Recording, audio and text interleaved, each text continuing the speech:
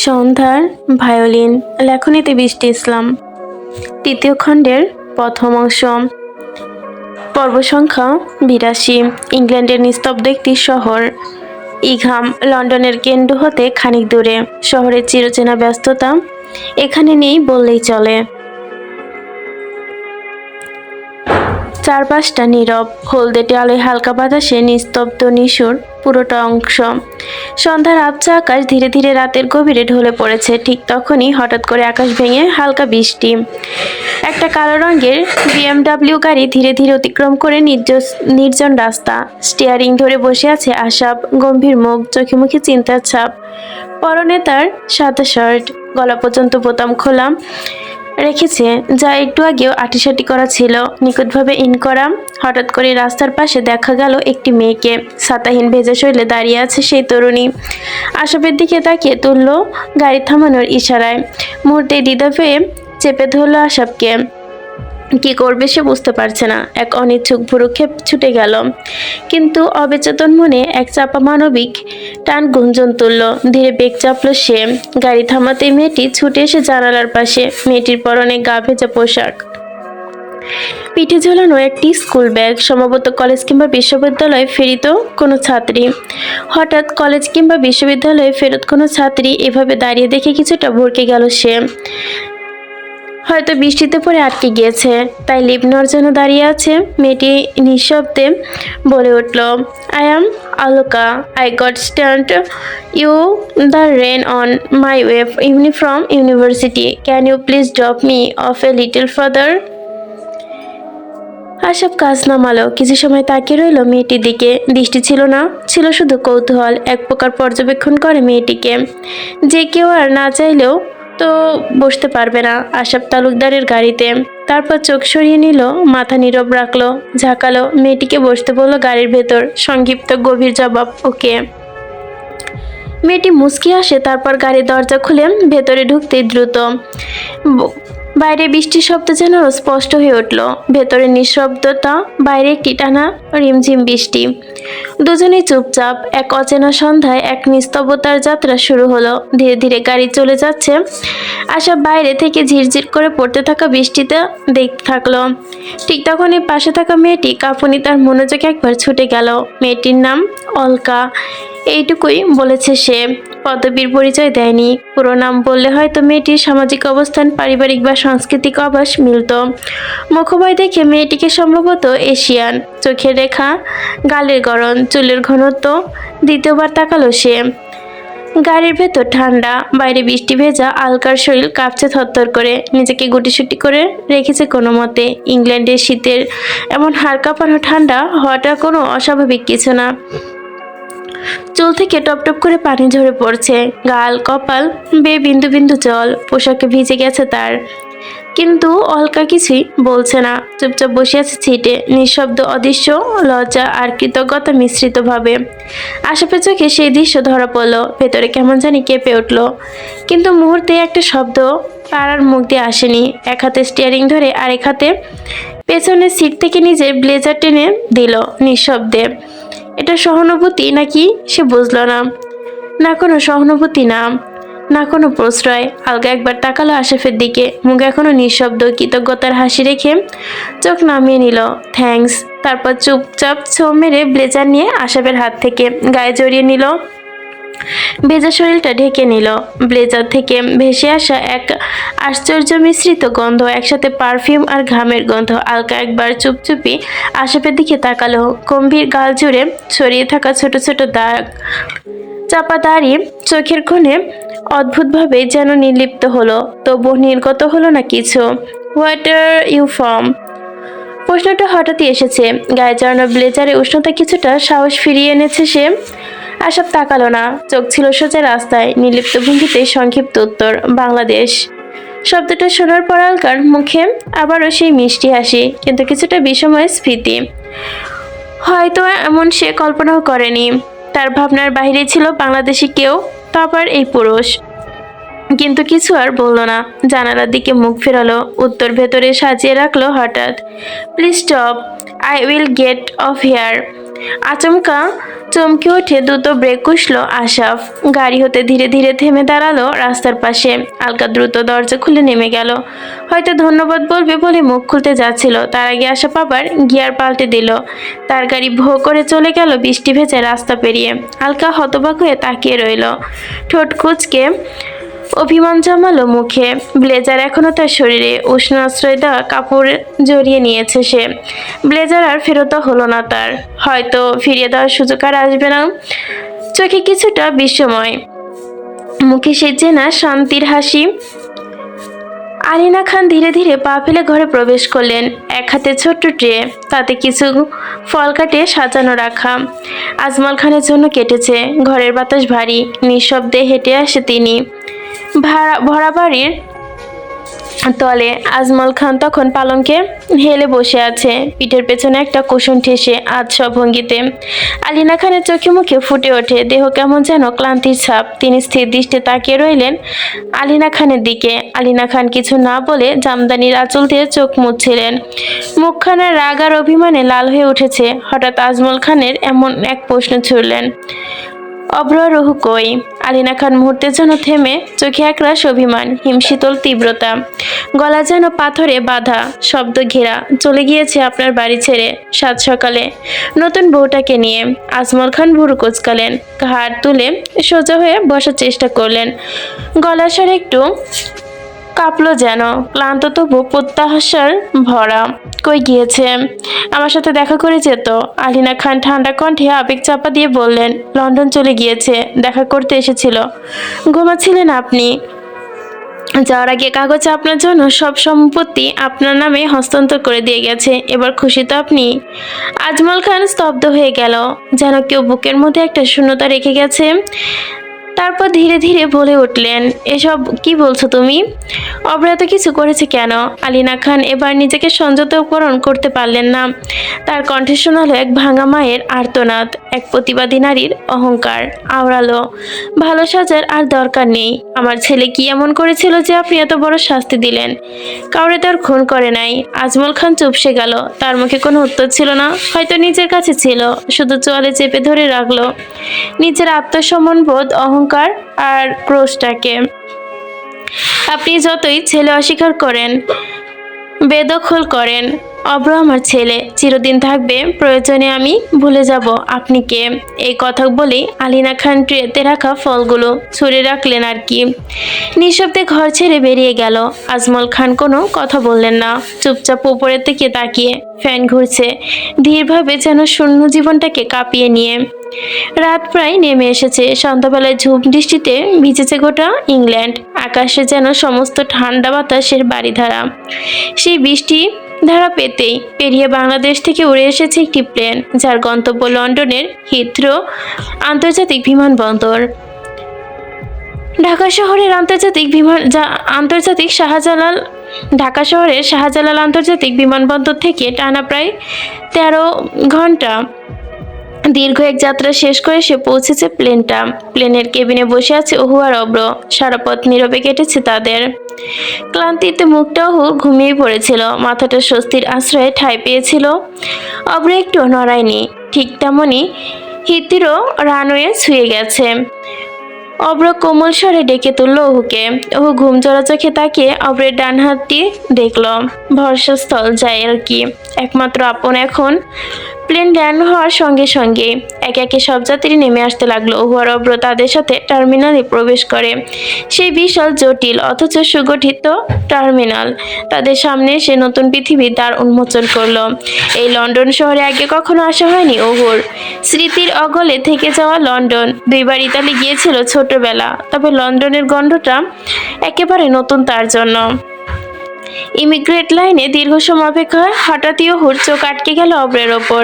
সে দেখে অভ্রের চোখে পড়ে নিয়েছে সানগ্লাস। গলা টাইটা খানিকটা দৃঢ়ভাবে বেঁধেছে, কিছুটা গম্ভীর্য ফুটে রেখেছে অভ্রের মুখে। অহুর কপালে চিন্তার ভাঁজ। মনে হয় সে লন্ডনে পা দিতে অভ্রের আচরণ বদলে এসেছে। এ কি কেবল শহরের প্রভাব, নাকি ভেতরে লুকানো কোনো প্রস্তুতি? ইমিগ্রেশন চেক শেষে অভ্যন্তরীণ পাসপোর্ট কন্ট্রোল পেরিয়ে যখন তারা বের হলো, চোখের সামনে উন্মোচিত হলো অবাক করা দৃশ্য। সারি সারি মানুষ দাঁড়িয়ে, প্রত্যেকের গায়ে এক ধরনের পোশাক, কালো শার্ট, কালো ব্লেজার, কালো প্যান্ট। তাদের দেহভঙ্গি, শারীরিক সবকিছু অনুশাসনের ছাপ, যেন নিখুঁতভাবে অংশগ্রহণ করেছে তারা। এই ভিড়ের মাঝ থেকে একজন দ্রুত এগিয়ে এলো, কোনো দ্বিধা না রেখে অপরকে জড়িয়ে ধরে হুট করে জোরে আওয়াজ করে। এই দৃশ্য চমকে যায় বিস্ময়ে। এক গঠিত সুঠাম দেহের আত্মবিশ্বাসে ভরা পুরুষ, এ আর কেউ না, ডেভিড ফ্রাঞ্জন্থ। কে এই ডেভিড? কি সম্পর্ক অব্রের সাথে? এই দৃশ্যের মধ্যে লুকিয়ে আছে কি এক অজানা অধ্যায়ের শুরু? আহতের মতো তাকিয়ে থাকলো ওহু। নতুন শহর, নতুন সম্পর্ক, আর অজানা এক অব্রকে নিয়ে। তার হাত এখনো শক্ত করে ধরে রেখেছে অব্র, কিন্তু ওহুর হৃদয়ে শুরু হয়েছে এক নতুন কৌতূহলের ধাক্কা। লন্ডনের বুকে নামা মাত্রই গল্পের মোড় যেন ঘুরে গেল অন্য পথে। অব্র তখন খানিকটা দূরে সরে গিয়েছিল, নতুন কিছু আসছে সংলাপে জমাতে ব্যস্ত। এইসব দলের লোকেদের রিসিভ করতে এসেছে বিমানবন্দরে। মুখের উদ্যতা ছাপ, চোখে মুখে উচ্ছ্বাসের দীপ্তি। তবে সেই পরিচিত মুখগুলোর মাঝে যার উপস্থিতি তার কাছে বিশেষভাবে চোখে পড়ার মতো, জিসা ছিল না তাদের মাঝে। জিসা এখনো জানে না অব্র ফিরেছে, এবং ফিরেছে একা নয়, সাথে রয়েছে ওহু। বিষয়টি ইচ্ছাকৃতভাবে গোপন রেখেছে ডেভিড, কারণ সে জানে অব্রের পাশে ওহুকে দেখলে জিসা আবেগের তোড়ে বেহুশ হয়ে পড়বে, পরিস্থিতি জটিল হয়ে যাবে, হয়তো সৃষ্টি হবে এক অনাকাঙ্ক্ষিত দৃশ্য। এই ভাবনাগুলোর ছাওয়ায় ডেভিড এগিয়ে যায়, অব্রের পাশে আলতোভাবে হাত সরিয়ে নেয়, ওহুর কাছে এগিয়ে দাঁড়ায়। তার ভঙ্গিমা ছিল চেনা, অটুট, হালকা খুনসুটি মেশা। মাথা নিচু করে ঘাড় চুলকে এক প্রকার কৌতূহল মিশ্রিত কণ্ঠে বলে, হে মিসেস। ওহু একটু থমকে গিয়েছিল, তার বুকের ভেতর যেন এক অজানা সাড়া দিল, ঢোক গেল, একটু হকচকিয়ে জবাব দিল, হাই। ডেভিড এবার চোখ ছলছল করে দুষ্টু করলো, আমার বন্ধু তো জিতে গেছে। আপনাদের বাংলাদেশে মনে হয় খুব সুন্দরী সুন্দরী মেয়ে আছে, আমার জন্য একটা খুঁজে দিবেন মিসেস? ওহু কিছু বলল না, মাথা কাত করে সম্মতি নাড়ালো। তখন ডেভিড উৎসুক আবারও জিজ্ঞেস করলো, নাম কি আপনার, মিসেস অব্র? ওহু এবার একটু ইতস্ত করলো, কিছুটা ঘেমে কয়েকবার ভিজে গিয়েছে। অরুরা খান ওহুজান। এই নাম উচ্চারিত হওয়া মুহূর্তে ডেভিডের পায়ের নিচ থেকে মাটি সরে গেল। সে থমকে গেল, চোখে থাকা সানগ্লাস খুলে একবার অপর পানে বিস্ময় ওহুর দিকে তাকালো। সে যেন তার কল্পনার বাইরে। সে জানে ওহু নামটা ইতিহাসের অংশ, একটা নাম যার সাথে জড়িয়ে আছে অতীতের হাজারো স্মৃতি, হারিয়ে যাওয়া মুহূর্ত, আর না বলা অনেক কথা অব্রের সাথে। তার জন্য কি হয়েছে, কি হতে চলেছে অব্র? অব্রের নাম এখন জড়িয়ে আছে তার বন্ধুর স্ত্রীর পরিচয়ে শুনেই ডেভিড স্তব্ধ হয়ে কিছুক্ষণ দাঁড়িয়ে রইল, তারপর অনুশোচনার ছাপ ফুটিয়ে বলল, আমি যে আপনার সাথে মজা করছিলাম, প্লিজ এটা আপনি অব্রকে বলবেন না, অ্যান্ড সরি মিসেস অব্র। এই বলে ডেভিড সময়ের ভারে ঝুঁকে দ্রুত সরে গেল ওহু দৃষ্টি থেকে। ও কিছুতেই বুঝে উঠতে পারলো না, এক মুহূর্তে ওর কাছে এমন অদ্ভুত ধাঁধা লাগলো। দাঁড়িয়ে রইল কিছুটা নিস্তব্ধ হয়ে, হৃদয়ের মাঝে অনুকরিত হতে থাকলো ডেভিডের বিস্ময় প্রতিধ্বনিগুলো। ঠিক তখনই অব্র ফিরে এসে ওহুর পাশে দাঁড়ালো, চোখে এক গম্ভীর দীপ্তি আর মুখে প্রশান্তির এক হাসি। এই সকলের মাঝে ওহু যেন নিঃশব্দ, নির্লিপ্ত, চোখে বিস্ময়ের ছাপ, মন ভর করে কোনো এক অজানা কোনো চিন্তার ছাপ। ওহু অব্রের দিকে ফিরে নিঃশব্দে প্রশ্ন করে, গলা স্তব্ধতা রেশ, এরা কারা সবাই, এখানে কি করছে? অব্র তাকিয়ে ওহুর দিকে। ওহুর এই অদ্ভুত কোমলতা, চিরচেনা সুর, আশ্বাসের ছোঁয়া, ধীরেই বলে ওঠে, তুমি তো জানো আমি গত 9 বছর লন্ডনে ছিলাম। এই মানুষগুলো আমার বন্ধু, পরিচিত, কেউ কেউ আবার অনেক বেশি। ভয় পেও না, চলো এখন আমাদের যাত্রা শুরু হোক এই শহরে। কথার মাঝে এগিয়ে আসে এরকি, অব্রের পুরনো সঙ্গী, হাতে রাখা দুটো চাবির রিং, একটির মাঝে চকচক অক্ষরে খোদাই করা ডবলে, যা ওহুর চোখের অন্তরালের হলো। অব্র চাবি নেয় ওহুর হাত হতে আলতোভাবে নিজের হাতে, তার আঙ্গুলের ভাঁজে ওহুর কণ্ঠধ্বনি স্পন্দন করে। তারা ধীরে ধীরে বিমানবন্দরের বাইরে পা রাখে। অব্র অহুকে নিয়ে এগিয়ে আসে এক ঝলমলে গাড়ির দিকে। একটা রাজকীয় রোলস রয়েল, চকচকে কালো বডি, আর তার গায়ে রাতের আলো ছুঁয়ে গেছে স্বপ্নের মতো ঝলমল করছে। ও থমকে দাঁড়ায়, বিষময় চোখে বলে ওঠে, এত দামি, এত অভিজাত্যপূর্ণ গাড়ি এই শহরে, এই রাস্তায়, এমন কিছু কথা কখনো কল্পনা করতে পারেনি। অল্প হালকা হেসে উঠল। বসো ভেতরে। ওহু কিছু না বলেই চুপচাপ ভেতরে গিয়ে গাড়িতে বসে পড়ে।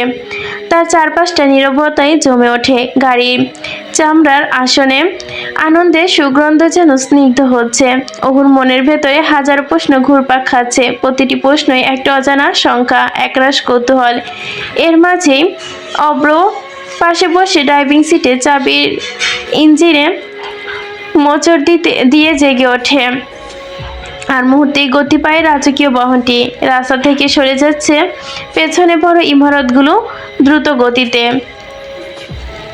গাড়ির ভেতরে নীরবতা। ওহু জানালার পাশে থাকা হেলিয়ে বসে রয়েছে। বইয়ের অদৃশ্য একে একে তার চোখের সামনে ভেসে যাচ্ছে, কিন্তু মনে তার অন্যখানে অজানা এক দোলাচাপা প্রশ্নের সাগরে ভাসমান এক এককীয় পালতোলা নৌকার মতো। তার পাশে থাকে অব্র। প্রায় 40 মিনিটে দীর্ঘ ড্রাইভিং শেষে গাড়ি এসে থামলো সুবিশাল লোহার গেটের বাইরে। বাইরে তখন লন্ডনের স্নিগ্ধ রাত। বাতাস ভেসে আসছে হালকা, ঠান্ডা এক মিশ্রিত জায়গা। 9 স্টোর। গেট খুলে যেতেই ওহু বিস্ময়ে চোখ ছলমল করে উঠল। স্বপ্নের ক্যানভাসের মতো ফুটে উঠল। পায়ের নিচের মাটি যেন তার সরে গিয়েছে মুহূর্তেই। অব্র কোনো শব্দ না করে গাড়ি ধীরে ধীরে বাড়ির ভেতর নিয়ে গেল। পেছনের গাড়িগুলো এক এক এসে থামলো। গাড়ি থামতেই থমকে গেল অব্র। দরজা খুলে হাত বাড়িয়ে দিল ওহুকে নামার জন্য। চোখের পলকে পড়ছে না যেন ওহুর। সে রাজকীয় ডুপ্লেস প্রবেশদ্বারের খোদাই করে লেখা মুন প্লেস। ওহুর নিঃশ্বাস আটকে গেল।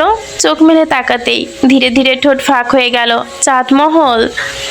পেছন থেকে হালকা কণ্ঠে অব্র, চাঁদমহল নয়, চন্দ্রমহল। একেই বলে। অব্র অটু হেসে অহুর পাশের সামনের দিকে রাস্তায় হাঁটা শুরু করলো। হঠাৎ করে যেন সময় থমকে গেল।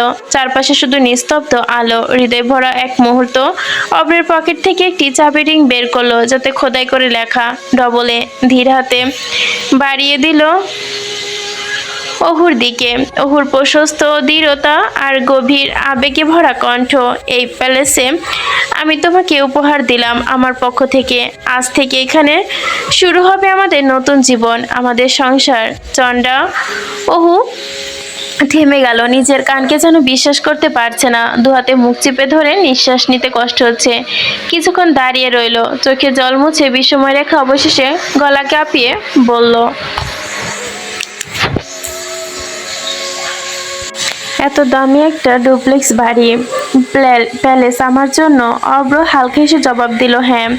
অবশেষে ওহু ধীর হাতে বাড়িয়ে দেওয়া চাবি রিংটি তুলে নিল। মুহূর্তে অব্র উঠে দাঁড়িয়ে এক ঝটকায় কোলে তুলে নিল ওহুকে, কোনো পূর্বশর্তা না দিয়েই।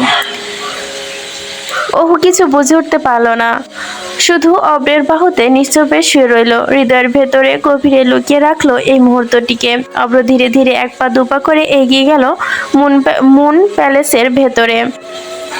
সাথে নিয়ে গেল এক স্বপ্ন, তার অর্ধাঙ্গিনী, তার চন্দ্রবালাকে, তার অনন্ত প্রতিজ্ঞাকে।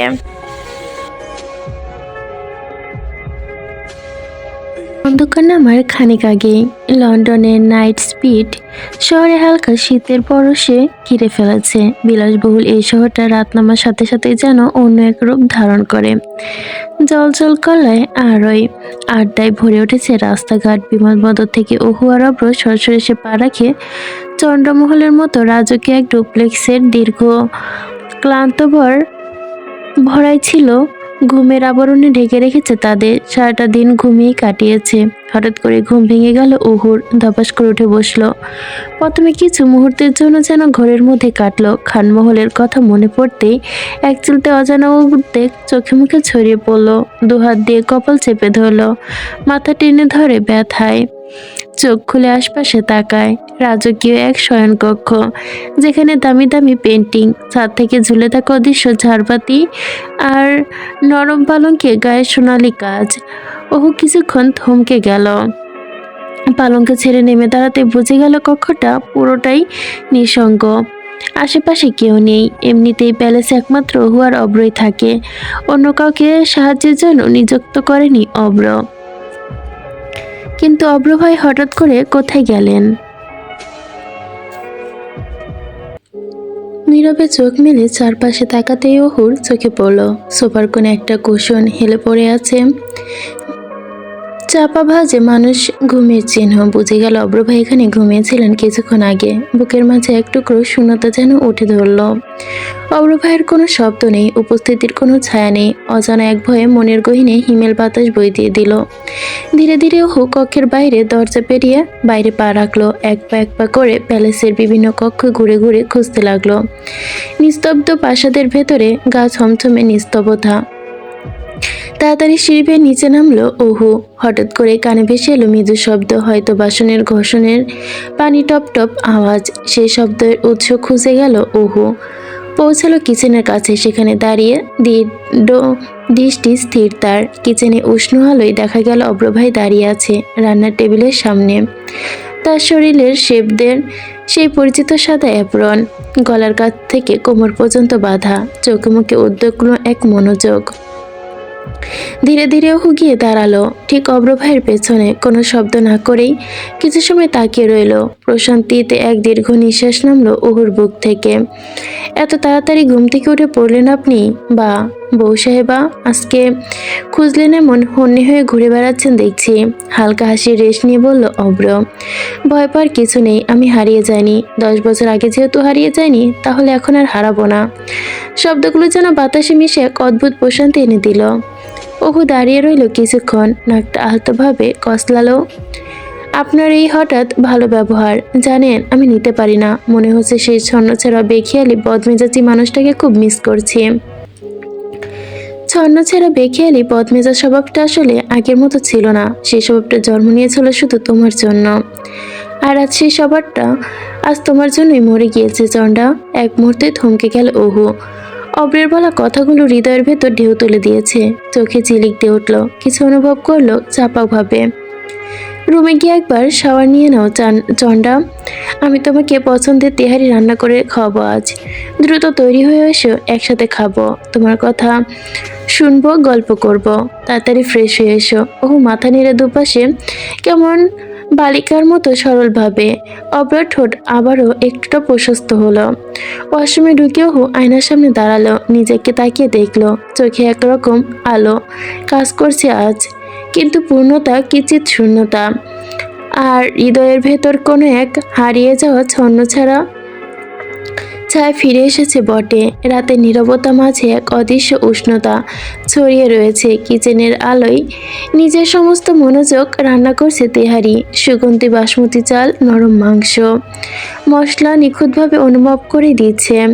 ঠিক সে সময় শাওয়ার শেষে হু ফিরে এলো। ভেজা চুলগুলো কাঁধে এলিয়ে, পরনে নরম সিল্কের সাদা সালোয়ার কামিজ। কেমন শান্ত ও কোমল লাগছে তাকে। ঠিক তখনই অব্র কক্ষে ফিরে এসেছে, চোখে মুখে প্রশান্তি। অব্র বুঝলো ওহু নিজের লোভটা কেমন করে সামনে আড়াল করে রেখেছে। একটু হাসিতে এগিয়ে দিল, ওকে হাত ধরে নিয়ে বসালো পালঙ্কে।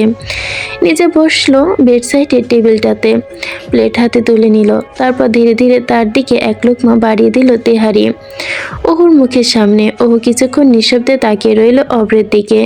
দু চোখে বিস্ময়, তৃপ্তি, কোনো এক চাপা আবেগ মিশানো। প্রথম লোকমায় তার চোখ দুটো জল ভরে উঠল। হৃদয়ের গহীনে প্রশ্ন, এত সুখ কি আমার পাওয়ার কথা ছিল? এই ছোট ছোট যত্ন, নীরব ভালোবাসা, সবকিছু কল্পনার সাক্ষী যেন। খাওয়া শেষ করে অব্র নিচে নেমে গিয়েছিল। কিচেনে হালকা আলোয় নিজেকে ব্যস্ত রেখেছে কিছু গোছাতে। আর এদিকে ও ফ্রেশ হয়ে স্নিগ্ধমুখে দোতলায় শয়নকক্ষে বসে হঠাৎই সেই নিস্তব্ধতা ছিন্ন করে কলিং বেলের শব্দ হলো। অব্র নিচে ছিল, তাই দেরি না করে দ্রুত এগিয়ে গেল দরজার দিকে। অব্র নিচেই ছিল, তাই দ্রুত গিয়ে দরজা খুলে দিল। খুলে দিতে দেখতে পেল চিরচেনা একটি মুখ। আশাব খান, আশাব তালুকদার। হাতে একগুচ্ছ রঙিন ফুলের তোড়া, ঠোঁটে চেনা সেই মৃদু হাসি। অব্র অটোমেটিকভাবে হাসলো। তবে সেই হাসি শেষ হবার আগেই হঠাৎ দেখতে পেল পাশে ফিরে একখানা মজার মঞ্চ বসে দিয়েছে দিল অব্রর পেটে। আউচ! ব্যথায় কুকড়ে উঠল অব্র। আশা ফেসে চিৎকার করলো, বহনি একেবারে লন্ডন সোজা? বা কোথায় আমার বোন? হ্যাঁ? অব্র কিছুটা মাথা ব্যথা করার কণ্ঠে বলে উঠল, আরে ও দোতলায়। এরপর দুজন একসাথে উঠে গেল দোতলায়। দরজার শব্দ হতেই ওহু বাইরে এলো। আশাবকে দেখে তার উচ্ছ্বাস যেন বাদ মানল না। চিৎকার করে উঠল এক প্রকার, যাকে বলে। পিছু ছুটে এলো সাথে সাথে। এই অচেনা শরীরে কোনো প্রিয় মানুষকে হঠাৎ ফিরে পাওয়া অনন্তটা যেন পাগল করে দিচ্ছিল ওহুকে। এই অচেনা এক শহর, তার মাঝে আপনজন। এই শহরে আসার পর এমন আপন মুখ দেখে ওহু অনেকটা স্বস্তি খুঁজে পেল। আশাপ আদর মেশানো ভঙ্গিতে ওহুর মাথায় হাত রেখে বলল, সুখে থাক। তারপর হাতে থাকা ফুলের তোড়াটি এগিয়ে দিল ওহুর দিকে। ওহু হাত বাড়িয়ে নিল, চোখে তার উচ্ছ্বাসের আলো। আশেপাশে সোফায় বসলো আয়েশি ভঙ্গিতে। তার পাশাপাশি অব্র এসে বসলো। আশাপের হাটের ওপর নিজের পা তুলে গড়গড়িয়ে বলে উঠল, কিরে শালা, কাল কোথায় ছিলি তুই? রিসিভ করতে এলি না কেন? আশাপ গম্ভীর গলায় উত্তর দিল, আপন মর্যাদায় কথা মানে করিয়ে দেওয়ার প্রয়োজন অনুভব করার মজার ভঙ্গিতে। প্রথমত, আমি তোর বউয়ের বড় ভাই, সেই হিসেবে আমি যথেষ্ট সম্মান প্রাপ্য। সম্মানের খাতির আমি তোর সম্বন্ধী। অব্র হালকা এসে ঘাড় চুলকে জবাব দিল, সম্মান যেহেতু চাই তোর, সেহেতু নিচে বলে আসতে পারতি। নিজে তোকে ভালোবেসে সম্মান জানাতাম, এত সম্মান জানাতাম যে উপরে ওঠার শক্তি হারিয়ে যেতেও। এ কথা বলে অব্র চোখ মারে ভরা কৌতুকময় ভঙ্গিতে আশাবকে ইঙ্গিত করে হেসে উঠল। একইভাবে তিনজন মিলে রুমটা ভরে উঠল এক চেনা উষ্ণতা, রসিকতার, আত্মীয় স্বজনের নিঃশব্দ ভালোবাসায়। অচেনা শহর লন্ডনের এক প্রান্তে আরেকটুকু আলোচনার পরিচিত ভঙ্গিমায় ঘেরা সন্ধ্যা অদ্ভুত শান্তিতে মোড়া এক আড্ডার ঠিকানা হয়ে উঠল। রাতের লন্ডনের বাতাসে হালকা শীতল হাওয়া মিশে। শহরের ব্যস্ততা তখনও পুরোপুরি স্তিমিত হয়নি। আলো ঝলমলে রাস্তাগুলো জেগে ওঠে শহরের জীবনের অন্তহীন কোলাহলে। সেই আলো ছায়া মিশলে ঘড়ির কাঁটায় বেশ কিছুক্ষণ সময় পেরিয়ে যাওয়ার পর অব্র হঠাৎ করেই বলে উঠল, আজ আড্ডা শেষ, এবার উঠে চল। নরম হাসি ফুটে উঠল ঠোঁটে। কোনো এক মুখে তৃপ্তি রেখা পুনরায় যোগ করল, বাইক নিয়ে এসেছি কিনা? গাড়ি। প্রশ্ন ছুড়ে দেয় পাশে থাকা আশাবকে। আশাব সংক্ষিপ্ত উত্তর, বাইক। অব্র মাথায় নিয়ে সম্মতি জানায়, তাহলে চল।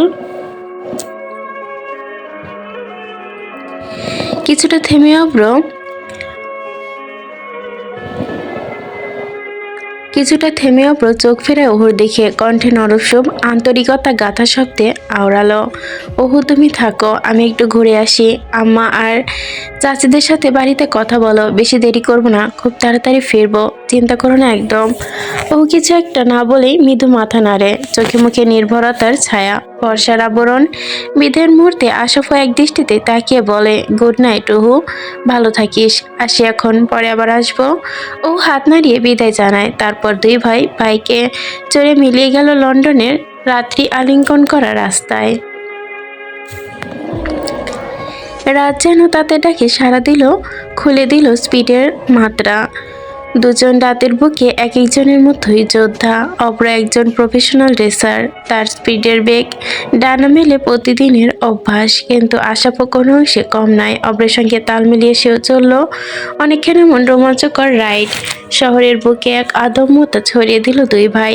আশাপ কিঞ্চিৎ ঘেমে উঠেছে, হেলমেট খুলে ফেলল সে। অব্র হেলমেট খুলে মাথায় রেখেই চুপচাপ বাইকে হেলান দিয়ে। দুজনের পরনে কালো রঙের লেদার জ্যাকেট। ঠোঁটে ফুটে উঠেছে উদাসীনতা। আশা পকেট থেকে সিগারেট বের করে ঠোঁটে চেপে ধরলো, তারপর আরেকটা সিগারেট অপরের দিকে এগিয়ে দিল। তারপর নিঃশব্দে সিগারেট মাটিতে ফেলে দিয়ে এক টান দিয়ে মাটিতে ফেলে দিল। আশাপ অবাক হয়ে তাকালো, লাইটারের দিকে সিগারেট ধরালো। কি হলো, ফেলে দিলি কেন? অব্র হালকা হেসে উত্তর দিল, বইয়ের নিষেধ আছে। আশাব হাসি চেপে রাখতে না পেরে ঘুরে যায়।